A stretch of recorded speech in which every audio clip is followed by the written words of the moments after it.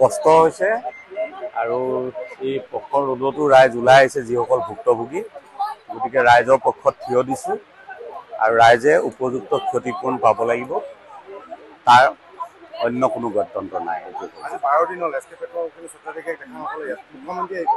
এছকে পেট্ৰ'য়ে হওক বা ONGC হওক তেওঁলোকৰ মাজত আলোচনা কৰি কোনে ক্ষতিপূৰণ দিয়ে সেইটো ডাঙৰ কথা নহয়, কিন্তু ৰাইজে ক্ষতিপূৰণটো পাব লাগিব সেইটো নিশ্চিতভাৱে। এই ঘটনাটো কিয় সংঘটিত হৈছে তাৰতো তদন্ত লাগিবই।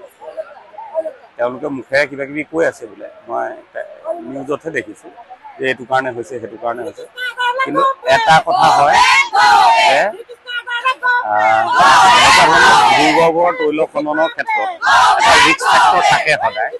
এনেকুৱা ঘটনা বহু ঠাইত ঘটিছে আৰু আমি আশা কৰিম যিমান সোনকালে এই ভটিয়াপাৰত যি দুৰ্ভাগ্যজনক ঘটনা ঘটাৰ পিছতো আজি ইমান দিন হৈ যোৱাৰ পিছতো গেছ নিৰ্গমন কৰিব পৰা নাই। আমি ভাৰত চৰকাৰ, অসম চৰকাৰ আৰু ONGC তীব্ৰ ভাষাৰে গৰিহণা দিছোঁ।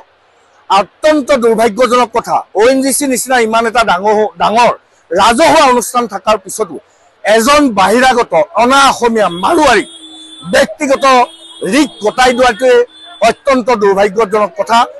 অসমীয়া মানুহৰ তেল নিলে, চাহ নিলে, কয়লা নিলে, সকলোবিলাক সম্পদ ইতিমধ্যে কেন্দ্ৰই লৈ গ'ল। অত্যন্ত দুৰ্ভাগ্যজনক কথা যে অসমৰ পৰা 20,000 টকাত তেল নিলে কেৱল মাত্ৰ অসমে পায় 450 টকা ৰয়েলিটি। ইয়াক কি ধৰণে অসমীয়া জাতিক, অসমবাসী ৰাইজক কেন্দ্ৰীয় চৰকাৰ, অসম চৰকাৰে যি ধৰণে মাহিয়াই দৃষ্টিভংগীৰে চাইছে অত্যন্ত পৰিতাপৰ কথা। আমি দাবী উত্থাপন কৰিছোঁ এই ৰিকটো অনা অসমীয়া কৃষ্ণ আগৰৱালাক অনতি বিলম্বে গ্ৰেপ্তাৰ কৰি জেল হাজতলৈ প্ৰেৰণ কৰিব লাগে।